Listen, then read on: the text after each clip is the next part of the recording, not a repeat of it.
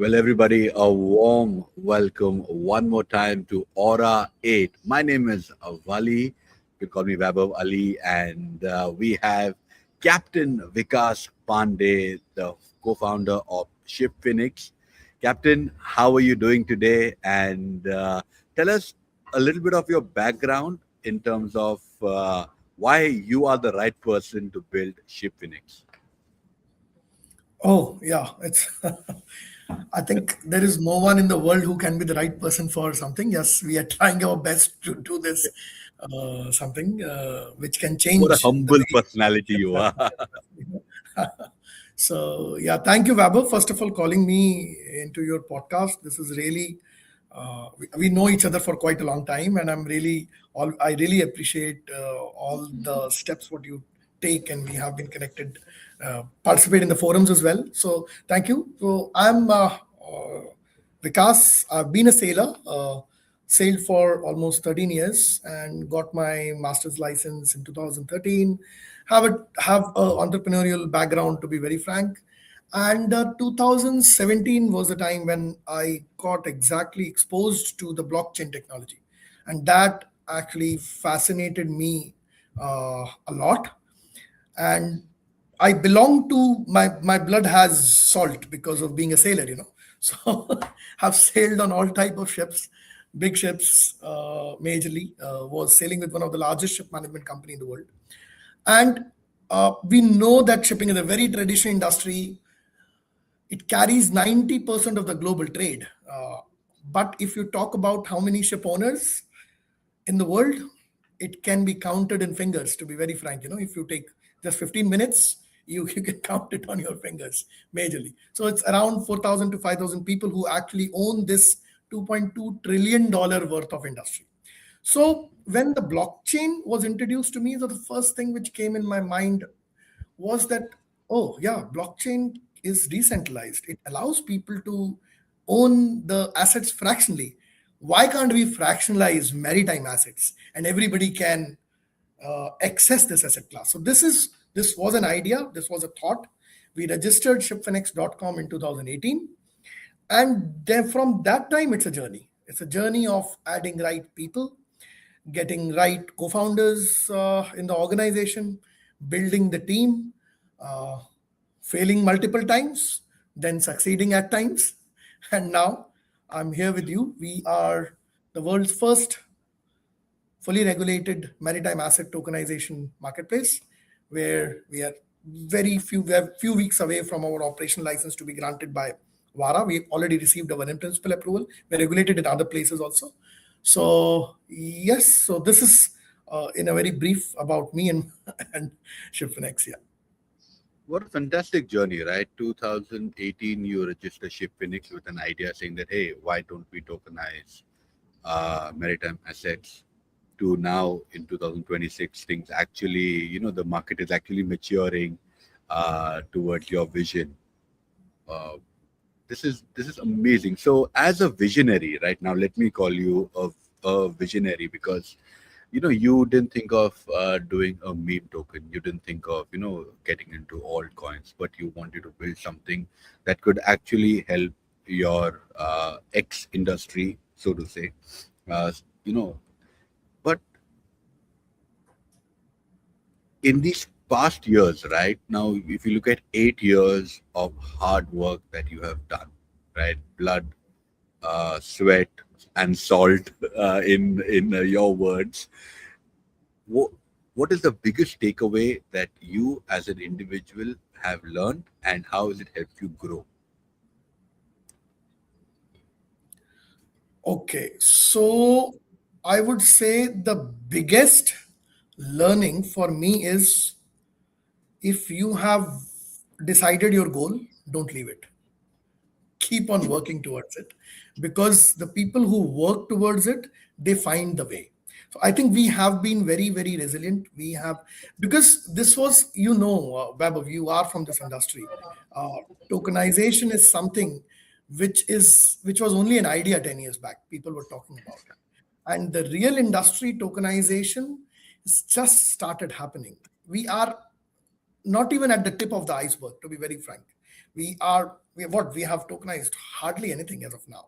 But the best part is it took time, uh, and unless the regulators come along with us, who are the visionaries. So I always say that innovators innovate.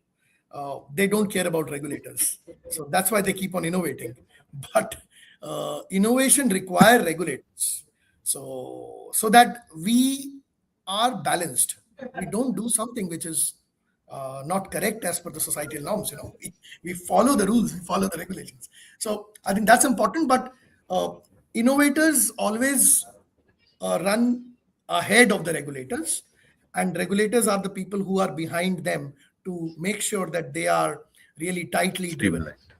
right? So that's very important. So that is something which took time. So yes, we want to tokenize the whole world, but how will it happen? It will happen not without regulators. And so that's the key for learning which I had, was that we kept on in our belief.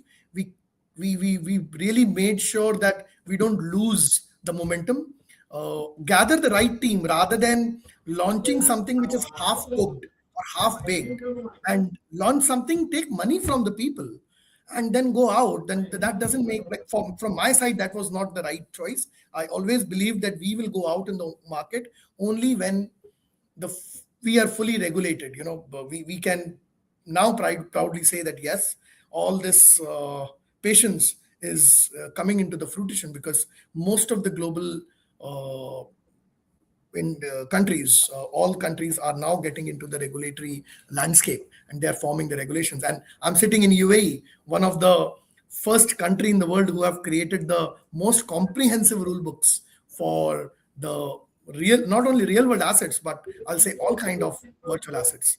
So that's it, Vaibhav. That's what I have learned. In fact, we yesterday, during yesterday's live stream, we had the CFO of BitAngels, which is the first ever angel network for crypto entrepreneurs and founders. With her, we had Zan from Singapore. She actually works with the government and represents a couple of family offices and works very closely with them. We were having this similar discussion yesterday, that the regulation, is it killing the growth or is it fueling the growth, right? Because what happens is that when you have regulations, it kind of holds you back. Like, look at yourself, right?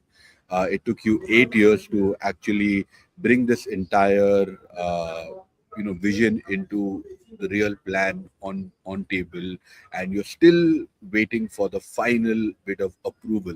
However, I personally believe that the regulations is also important, because it is actually protecting the average people, the retail investors' money. Because if if we have our parents or our auntie uncles or our friends who have no idea about blockchain, no idea about crypto, and if they want to invest 50, 100, $200, the government here is kind of protecting their assets and their funds. So, very well said. Now, in RWA, we always talk about real estate. And I personally believe that for the growth of blockchain, the real estate is a fantastic way, because everybody understands real estate. Uh, I doubt there is any investor who doesn't understand real estate, because it's fairly simple comparatively than the other alternative asset classes. Like, a lot of people talk about tokenizing a painting or tokenizing a watch, but then real estate is something that everybody understands. Whereas watches and artwork is not something that people understand. But with maritime assets, what is the market that we're looking at?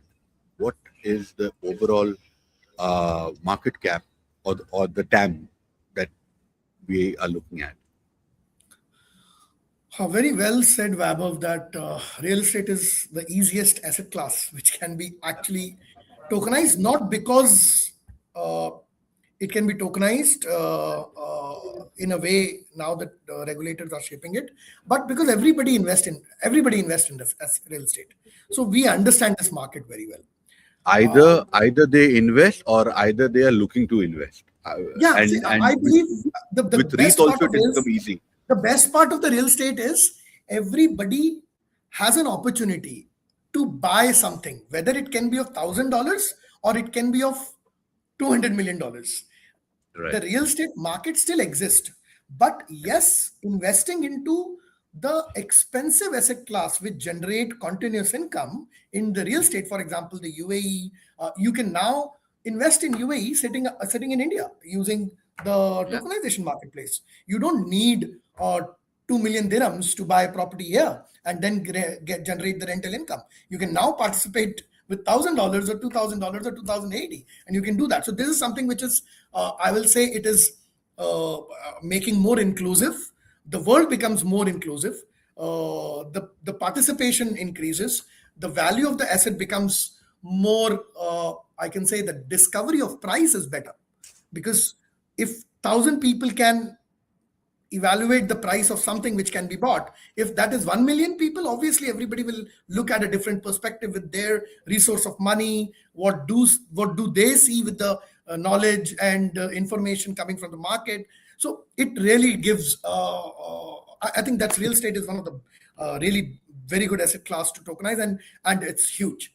Now let's come to the maritime side of it, and trust me, Vaibhav, I don't think any of us is using something which is around you right now, which hasn't traveled across the ocean. The the EMFs which you are wearing, the glasses which you are wearing, or the T-shirt which you are wearing, you are using so much. The laptop which you are using, everything has crossed oceans before it reaches to you, right? And so, as I said, 90% of the global trade is done by ships. So it means this economy is not small; it's huge. And how much it is? The asset class itself is $2.2 trillion, and it is going to reach around $5 trillion in next 10 years. The way it is growing, the way global economies are shaping. Now, the asset which carry this tonnage is something which generates income. That's why rich people has been owning this. It has always been owned by a set of ultra high net worth individuals, or I'll say family offices, those who are into this industry, and they have been really investing into this asset class, exiting into the right time. And the best way is, the best part of this asset class is that it is cyclical. It is not depreciating all the time, like people may think that, okay, oh, ship, so in the life cycle of a ship can will be generally, it's like 25 to 30 years, depending on where it is trading, but it's not depreciating all the time. And every 4 5 years there is a cycle comes because of the demand and supply of the global trade, where the asset value appreciates and depreciates, where you get an opportunity to trade this asset class. That's what the rich people have been doing. They're buying the asset class at the right time, but the entry barrier is very high, and that is what makes it a lucrative asset class, in terms of that it is only being entered by the high value investors. Now, if you see the TAM, there are 2 million sailors who work on ships to make these goods travel, and we all get the benefit out of it.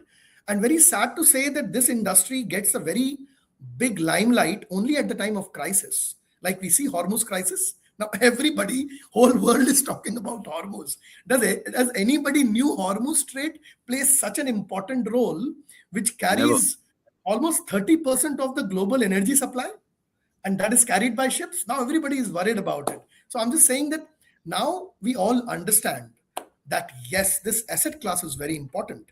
And because but we always get the limelight when there is Hormuz happens, when there is a piracy happens. So when the piracy was at peak, everybody knew, oh, merchant ships are getting hijacked. And so, but nobody talked about that this people who are working on board.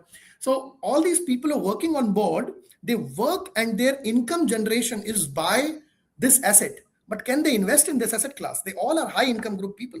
The sailors have high salaries. They come into the high medium class group in any country wherever they work from. And But what they do, all the income they generate, they go back to their country. They invest where? They invest in stocks, they invest in bonds, they invest in real estate. But from the very industry which they generate their income from, can they invest? No, they cannot. So this is, first of all, this asset class, as Shipfinx platform goes live, we allow the industry people to participate in this asset class. It's 2 million people. And if you talk about investing $5,000 individually coming into this, it's a huge money which will get the asset class more liquid. Additionally, there are 2.5 million people more who work in this industry in port, in the offices to make this happen. So there are 4.5 to 5 million people who directly work in this industry, but they cannot invest in this asset class. Only the opportunity for them is to invest in the public listed ship owning companies. And these are only 15% of the total value. 85% is still owned privately. So this is what we are talking about. And our TAM doesn't end to these 4.5 million people. We believe that every one of us who has been a contributor to this maritime economy as a consumer, we are contributing by consuming the stuff which is being traveled, but we are not equitable in this. So we believe that investing in it will open the platform to everyone in the world, and they will be able to understand the importance of this asset class more. When you are investable, then you take more interest. You make yourself educated. I remember when I was sailing, I never used to invest in stocks. But what happened? Stock market came across, and I can invest in NYSE, any stock. What I did, I started educating myself. There are enough material available. So what we are also doing, we are educating the world about maritime industry. We're educating about this maritime asset class, that how important it is, and how it generates income, what are the risks associated with this, what exactly happens, are these insured, not insured. So we are doing that. So market total time is very big, I will say. But yes, we are moving step by step, educating the people and getting into the market. Let's try and understand this, right? So, for example, if a ship is, for example, $100 million, how are you tokenizing that asset? Okay, so what we are trying to do is, or what we have done is that every ship traditionally also is owned by a special purpose vehicle.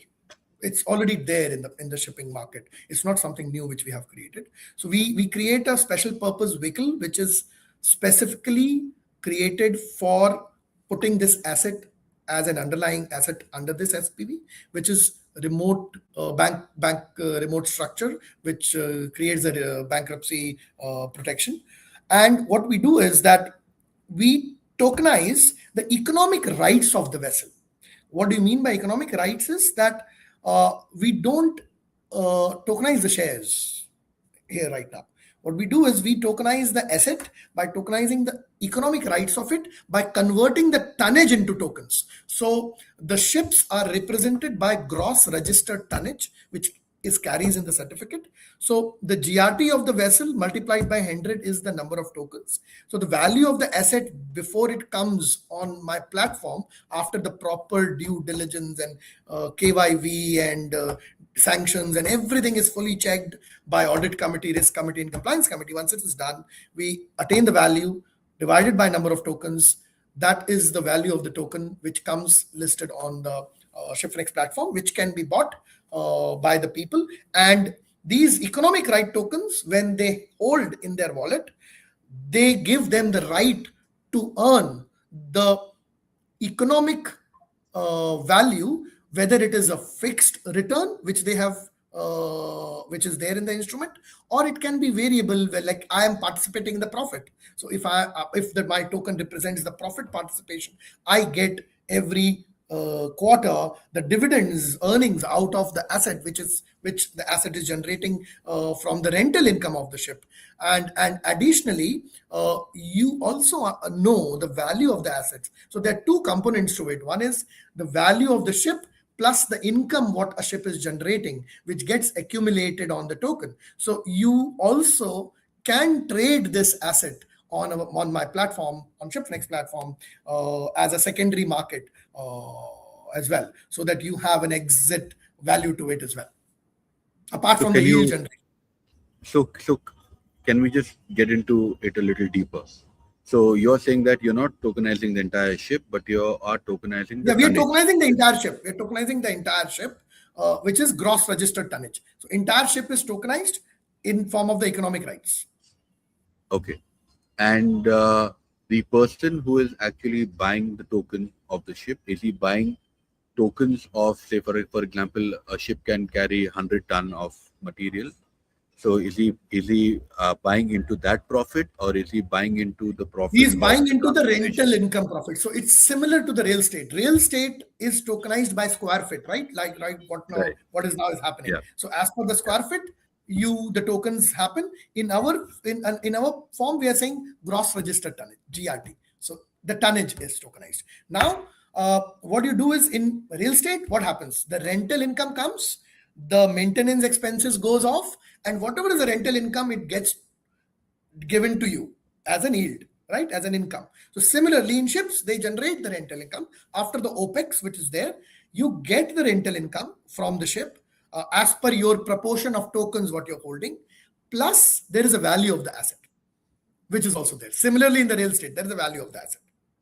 So these are the Got two things which you own, and then you can trade that. So as a Shipfinx platform, we have a very beautiful UI and UX where you can actually see the real-time value of the asset, where we have third-party APIs connected, which gives you a real-time indication, 24 hours, that what is the vessel value at present and what is the token has accumulated the income. So every day you can see what is my token price, what is my NAV, in a very similar, in a simple way we can say what my NAV.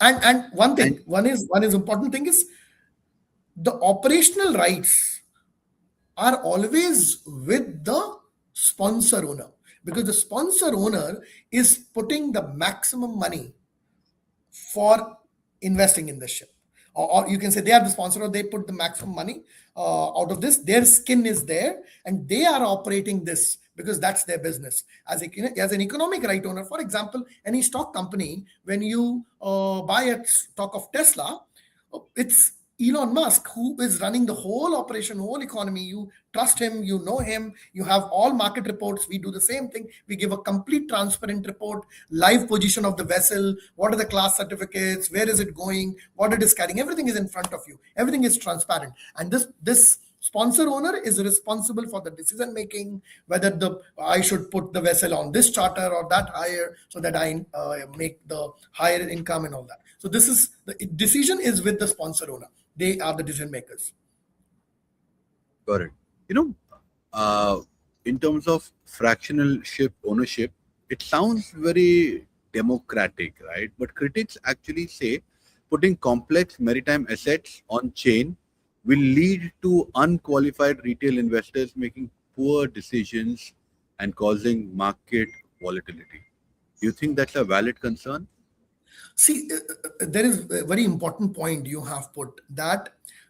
So, if you are misinformed and you're not informed better, you will not be able to take decisions. So that is what Shipfinx is bringing in front of you. What we also give you is the right market, and that's what I'm saying. We are giving you the actual value of the asset all the time in the real time. So you are informed about what's the value of the asset, what income it's generating, plus we give you the market reports about the indexes which carries this charter hire, what exactly is going on in the geopolitical situation.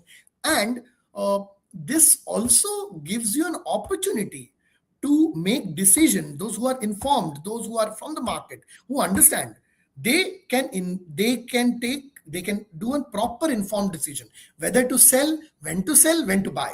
So it is similar to a stock market, that if you are informed that EV market or EV share, because of the right policy decisions are going, you intend to buy, right? So, but if there is a right, even I have the right information about that in the winters, the consumption of oil goes higher in the countries where there is more cold, the oil consumption is going to go high, the charter rate may go high.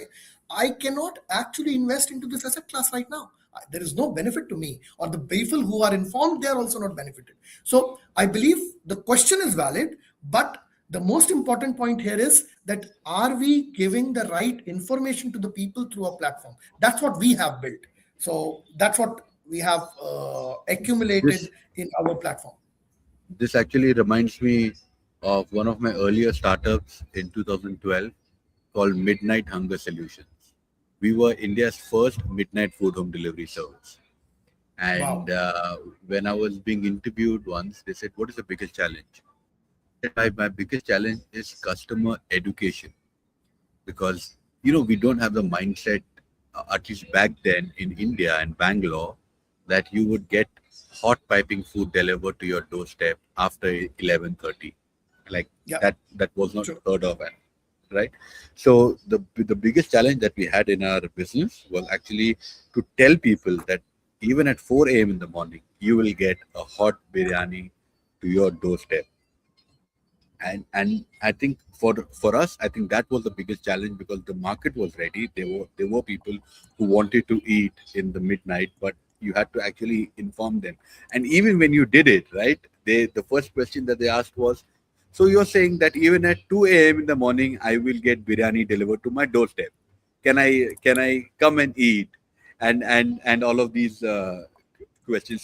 So you have a long uphill battle ahead, because whenever something new comes in, right? There is there are these two brothers that I can't remember. They actually built their entire life by copying people. I think they are from Russia, and they copied Facebook. They copied, I think, Yelp, and a lot of other things, right? Because what happens is, for the first person, you have gone through all the hoops. You have gone through all the rounds. Do you think that you have made it easy for your competition, Captain Vikas? Can you just repeat the last line? I was saying, have you made it easy for your competition, because now they can just follow your footsteps? Because that is Absolutely. what happened to me. Absolutely. That's what happened to Absolutely. The heavy lifting is done by the first mover always. So we have done the heavy lifting. That's true. But, the best thing what I feel is that it's not about that we want to be the biggest and the largest and we want to be, okay. The most important thing is who does that? Who has actually created the path? So Shipfinx as a platform is the pioneer. We are the one who has made this possible now, others to think that okay, yes, this is possible, this is happening. So I believe yes, the competition is always good as well. If we are the only one, then we'll try to dictate the terms, which is not good. We'll try to dictate the fees, we'll try to dictate a lot of stuff, which is not good. I believe competition is very important for us to be also right in the right place with the right mindset all the time, so that the success doesn't go on the head of the people. This is very. So we would like to be humble all the time, and would like to welcome competition. We would like more platforms to come like this, and we see how we compete with each other. Who is the best UX? Who gives the fastest finger on the asset class? Who has the highest velocity? That happens. Initially, what only Ethereum? What happened? Then after that, people started thinking, oh, Solana is there, Cardano is there, different chains started coming. And that started making Ethereum also on the toes that, okay, they also need to come up with the better L2s and better solutions. So that's what is something which I would say we are the Ethereum of the maritime tokenization marketplace. I really commend your vision, but then if there's one thing that I've ever learned, because back in the day, I've been first in many things because I thought it's so cool to be the first in XYZ things. Uh, there is just one thing that I've learned, is that speed is your friend. Uh, when you're a pioneer in something, for you to be able to capture the market share, speed is your biggest ally, Very because true. there are people watching us from different angles, from different perspective, with different networks, and I think After a while, the only differentiator would be speed and you. Sorry, and the others. Uh, let's talk about you know a lot of us have been hearing about tokenizing or funding green fleets. Is this a genuine environmental process, or are maritime tokenization projects mostly greenwashing while the industry continues high emissions? Because Gen Z now is moving towards a more uh, uh, impact oriented stuff. So, what is your take on this? See, yes, obviously, green or sustainability or low emissions, environmental friendly, all these things are very important for the environment, obviously. And ships are like, there are a good amount of ships across the globe, 55,000 ships, they're traveling, they're obviously emitting. So in shipping, we have a net zero target by 2050. It's already set by IMO. And the whole industry is right now in the process of attaining those targets. So there are different levels, different target levels which we have to achieve every 10 years. And that is something which this industry is also looking at. And green shipping requires high capital expenditure. I mean to say that the ships will be more expensive, and so that is also important. That apart from the regular financing need, which this industry planned for next 20 years or 30 years, like 5 years before, is now changing. There is a requirement of $1 trillion to be invested in addition to the regular shipbuilding cost, or the old ships which they need to be retrofitted with the right engines or right right machineries, so that the emissions can go to net zero, is very important. And for that also, I believe this capital has to come from somewhere. And the people who are green friendly, we are coming up. So we will have on every asset, this is also something which will be visible to everyone. What is the green rating of the ship, this particular ship? What is it? What is the emission rating of this vessel? And the vessels which will be green will be definitely visible to everyone.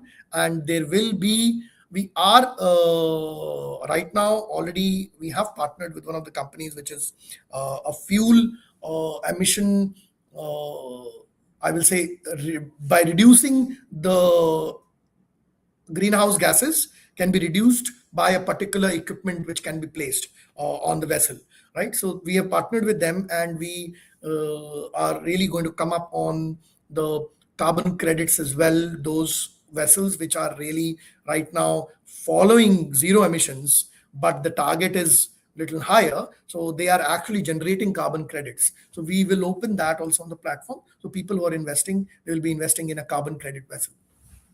That will also come up on the platform. So, for a retail investor, right? Uh, what is the minimum buy-in? What is the minimum hold period if they don't want to exit? When do they earn dividend? Can you break that down for us? So $1,000 we have kept as of now as the minimum threshold. You have to invest in this in Shipfinx platform for a particular asset class. Second, there will be definitely an initial lock-in period of 3 months to 6 months, and then you will be open to trade in the market on the secondary market. And we are going to learn along the way. We are launching first time. Similarly, like what Pripco did on the real estate, if you remember that there was the initial lock-in period, but now it is already open for the secondary market. So similar we will be doing as well.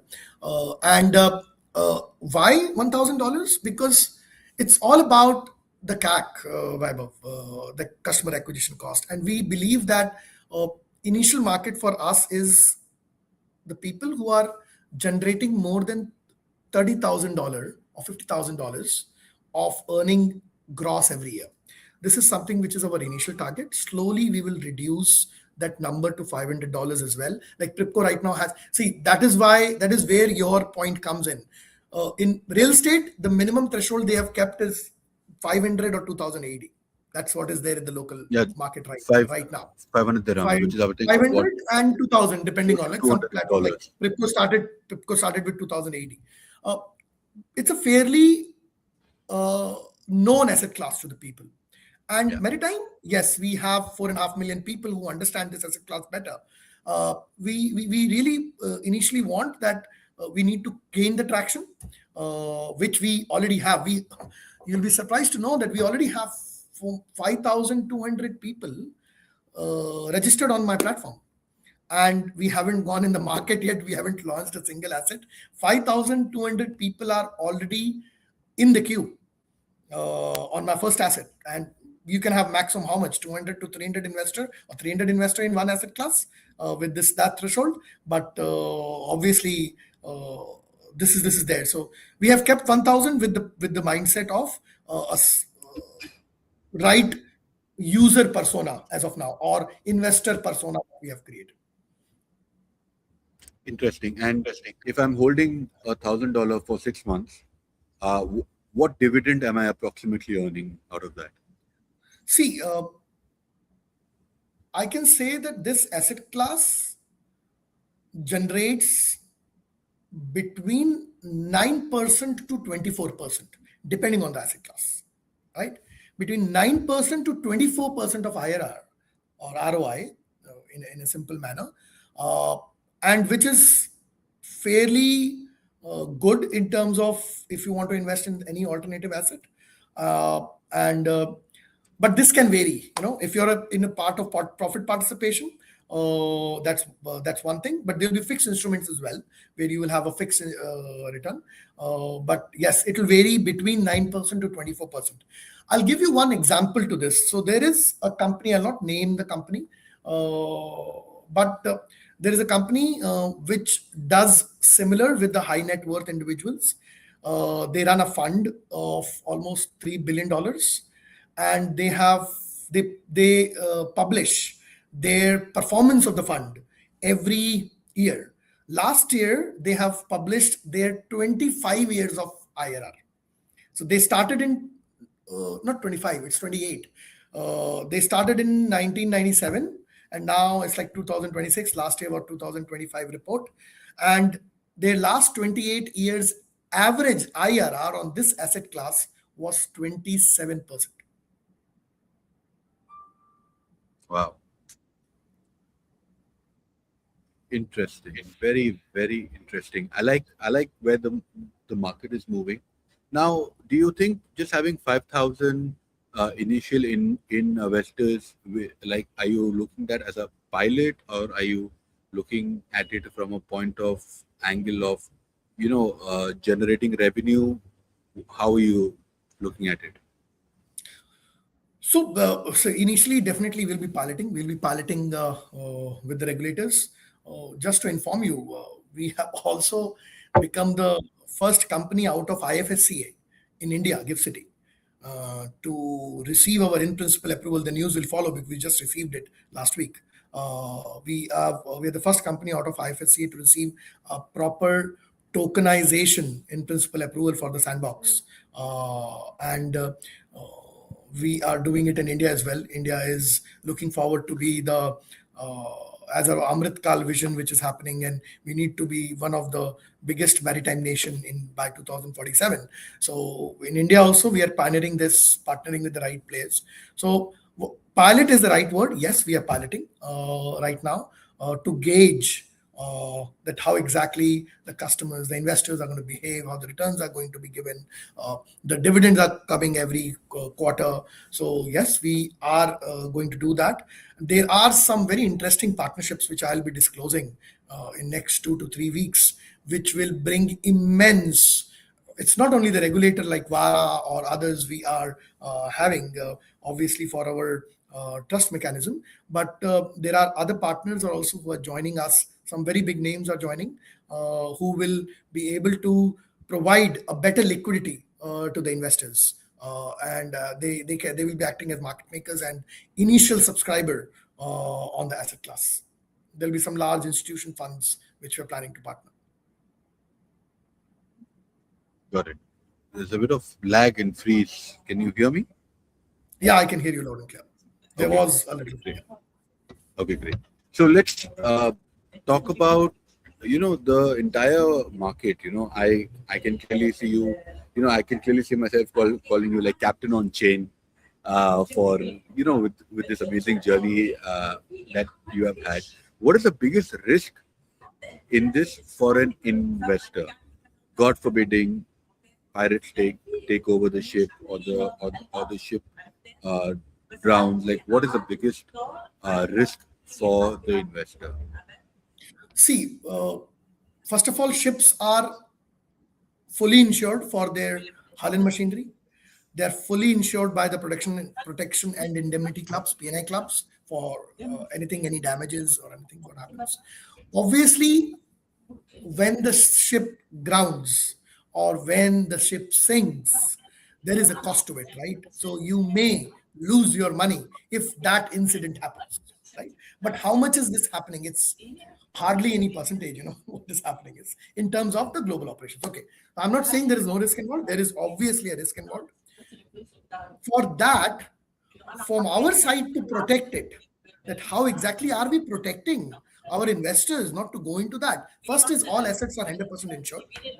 Second, the important thing is the assets which are trading on our platform or those who are listed on our platform are not only pre-governed, they are continuously, we do a post-governance cycle. We make sure that the asset is governed properly.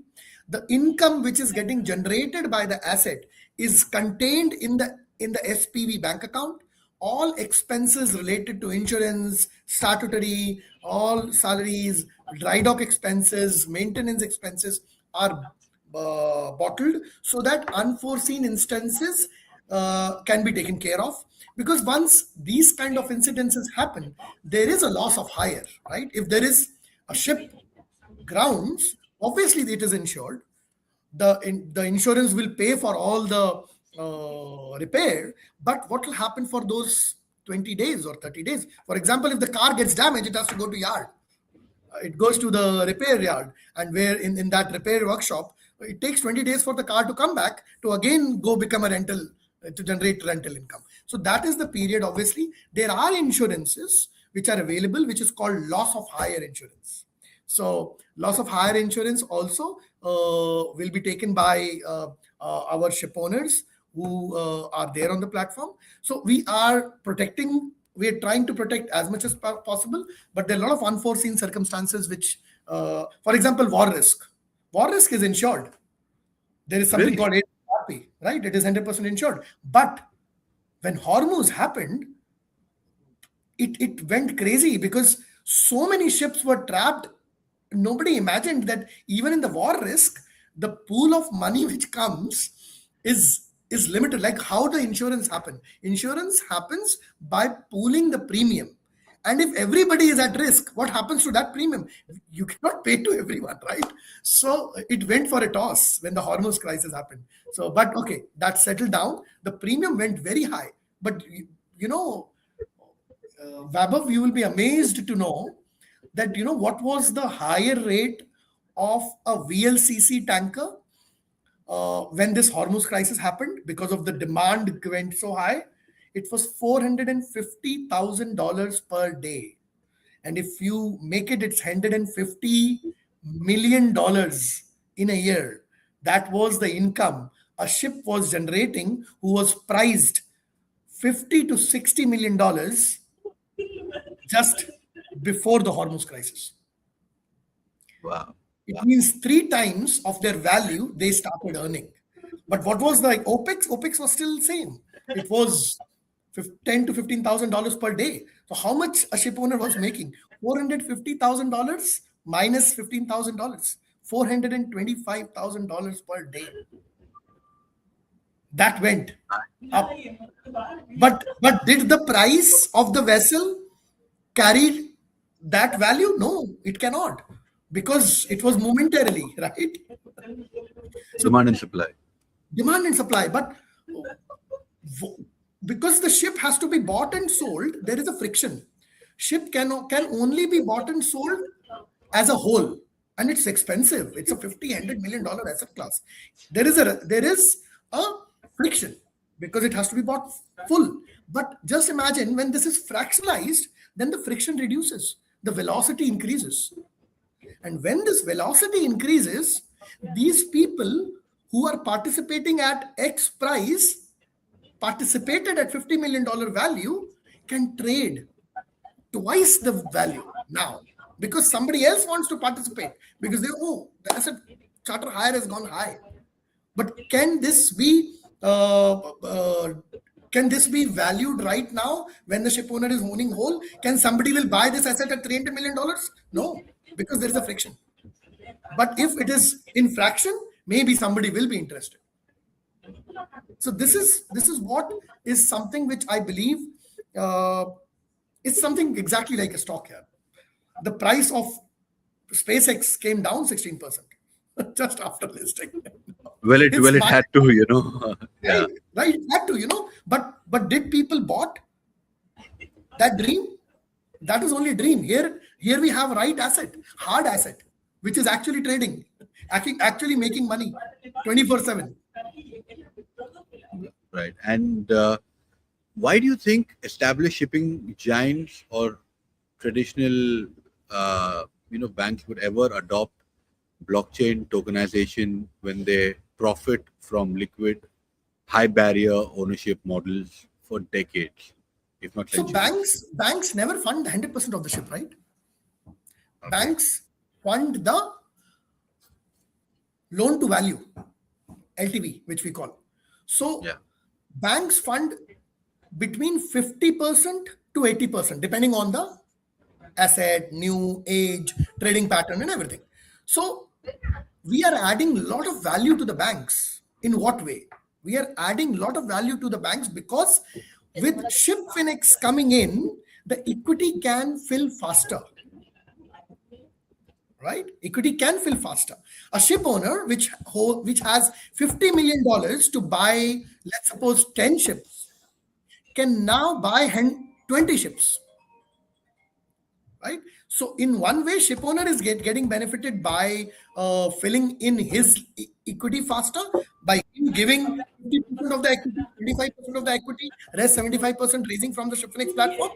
And on the other hand, banks can lend more.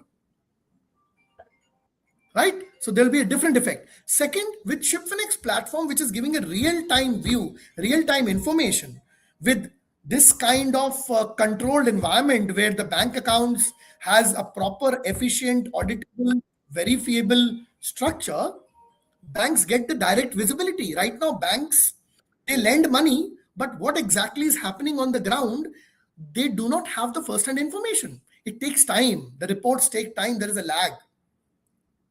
But with Shipfinx platform, everything is API together. They get the real-time information. The incident reports comes faster. Their interest and their principal amount is more protected by the programmable money which we have created. That the charter income comes, they get their interest first. Like for example, when you have bought a car EMI, as soon as salary comes, every month automatically the EMI cuts off. So they protect it by signing that document with the bank. So similarly in Shipfinx, we have created that mechanism. Right now it is very traditional. So we are building that digital layer, which we call a new capital layer. We are building a new capital layer which will help bank, which will help insurance players, which will help brokers, which will help ship owners, which will help your lawyers, everyone across the industry. I'm very curious to understand that what specific signals or due diligence steps should crypto and RWA investors look before evaluating maritime tokens project like yourself, Shipfinx, for real yield and growth potential? Because there are these other guys also who have come up with similar stuff, like Oceans, Evidence, and a couple of others. So, what do you think the investors should look at? Like what signals or what should they do? First of all, when the vessel, as I told you, that when vessel comes on our platform, it goes through a strict due diligence by audit, compliance, and risk committee. So what we do is we make sure that the owner is real, right? The owner is running ships. There is a right technical management company which is managing the asset. There is a right commercial agreements, or there is a right commercial player who is running that asset.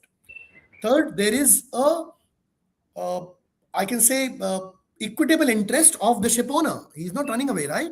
So that the vessel is properly classed. The certificates are by, it is the vessel is properly registered. We also put a lien on the asset. The lien on the asset protects the investors by that the ship cannot be double spent.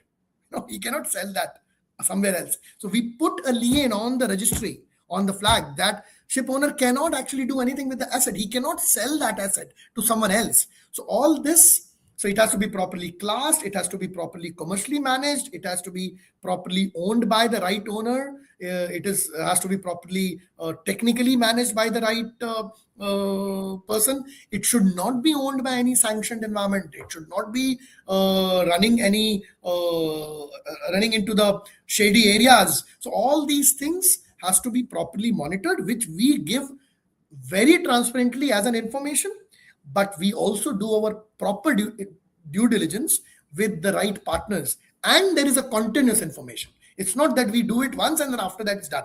You will have a proper report, real time, API'd from the direct source. So these are very important aspects which you have to understand. Even the market reports, for example, if you're buying in Handymax, which is Handymax is a bulk carrier which carries 30 to 40,000 tons, you have to understand what cargo it is carrying, where is it flying, what kind of charter hire right now Handymax has, are the OPEX expenses which is declared by the in the prospectus by the owner is real. You can compare it now, and trust me, Vaibhav, in today's time of chat GPT and Claude, people just have to write the IMO number of the vessel and the hire All the rate and the market value. It will tell you. We today in today I will say that we are going in a very different world in next 5 to 10 years. Information is not before, people used to do business of keeping the information and play with the information. Like, that's why you'll be able to earn money, because only you know that, because information was not able to transfer. For example, a value of the asset is right before was in purview of only few players. Now you put the number of the IMO number of the vessel in Claude, it will give you what is the approximate value of the asset, right? So everybody is a genius now. Information is there. So True. I would say it is the information we will display, we will do everything, and obviously the investor will be able to put the prospectus, upload on chat GPT and Claude, and tell me whether it is wise to invest in this asset class or not. So this is Absolutely. the world we are going in, and we understand that this will happen. That's why our job is more riskier and more important, and we have to do a proper regulatory duties. We cannot fail on few things. Obviously, the things which are out of our control, which is obviously cannot be done, which is the people who are running the ship, people who are on board, for that vessel is insured. So in today's time, information is flowing very fast. Whatever I'm speaking And right now, people will put that, whether Vikas Pandey is saying this, is it correct or not? Is he mentioned that, true or true, true. not? And Rightly regulated. So we are living in a very different world, Vaibhav, now. no, I totally agree. I've been a public speaker for over 20 years of my life. And Yeah. even in a casual conversation, when we sit down and somebody tells me something, back in the day, I would used to first take out Google and verify it, because, Yes. we are carriers of information ourselves. Now, imagine somebody tells me something that perhaps is not validated. And if I happen to speak that on the stage because something connected, right? Because that's how the human mind works. and if I don't have backing for it, I make myself a fool in front of a few hundred people if I'm on stage, and a few thousand people if I'm on the live stream. But I'm glad, I'll with the share you with you a real incident. 4 years back, my daughter never understood what I'm doing. She was in class 8th at that point of time. No, sorry, class 7th at that point of time. Now she has just passed class 10th, and she absolutely congratulations. knows what I'm doing because of Claude and ChatGPT. She understood, oh, that you're doing this. Okay, now I understand, what you're trying to do and why this platform is so important. So it's like that, Vaibhav. It's actually the truth. True. My last question to you is, as a captain with over 20 plus years at the sea, who pivoted to tech entrepreneurship, what advice would you give to young professionals in traditional industry looking to enter blockchain or RWA space? Okay. The okay. See, this is a very this is a question which everybody asks. And yes, obviously, coming with so much experience, I have to advise people, of the young generation, with my experience. So humbly, I can say that in today's time, it's not about my advice. You have enough tools available. So whatever decision you make, whatever path you choose, joining anywhere or coming into the this industry has matured a lot. That's the best part, I believe. The chaos has settled, not 100%, but it's really settled in one way, which I think Vaibhav, you and me can agree. 2017 and 2026, 9 years back, oh my god, and 4 years back there was a chaos. So this blockchain and tokenization industry has matured. The chaos has settled. So now just don't think that you are entering an industry where people don't know, and you can come. 10 years back, nobody knew about crypto, and everybody was the crypto, I will say, genius, because just reading few white papers and everybody used to give so much of gyan. But in today's time, when you are entering this industry, study well, understand it, enter with the substance, and decide that what you are going to gain out of it. So it's no more an industry which was even 4 years back. This industry has changed a lot now. So be careful when you're making your decision. It's beautiful industry. Blockchain is emerging, AI is emerging. Be a part of this industry, but don't be a part by just doing Claude and ChatGPT. True. I think, and getting the right mentors is also supremely important, because when we do Aura 8, our objective is to talk about the future of money. And something supremely important on the future of money is that the world is moving at a speed that perhaps we have never seen before. A lot of people tell me, "Oh yeah, we had cars coming in, and then from cars, from horses, from horse carriages, we went to cars. From typewriters, we went to computers." There was a gestation period, right? And in Yeah. 9 months or 10 months right now alone, we have moved towards a speed that perhaps was never even phantom. And with agentic AI, with with stable coins coming into play, the world is moving at a speed that we have never ever seen before. So don't fall in for uh, for random conversations that, yeah, it's a natural shift. This is not a natural shift, right? In 3 hours, you give me a MacBook and I can have three employees working for me 24/7. This never happened at this speed. It never happened ever. So Captain Vikas, thank you so much. It was an absolute masterclass in terms of bridging the old world of the sea and the new world of blockchain. Thank you for sharing your vision and showing us how maritime industry actually gets tokenized. And a big kudos to you, because you and I both know that this industry has seen a lot of short-sighted people who perhaps raise a bit of money and they cannot fulfill their vision. But you have been going strong for close to a decade right now with your vision, and to all the audience out there, if today's conversation fired you up in the future of RWA and fractional ownership, make sure to like, share, comment, and share your biggest takeaway in terms of what asset class do you think should get tokenized next. Uh, my name is Vaibhavv Ali, and here we had Captain Vikas. I would now like to call him Captain on Chain Thank for you. being a part of this fantastic conversation.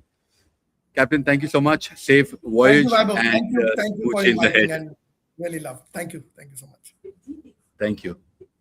Please don't exit because I need to get your data. So just hold on for a bit. Okay. I just have to join another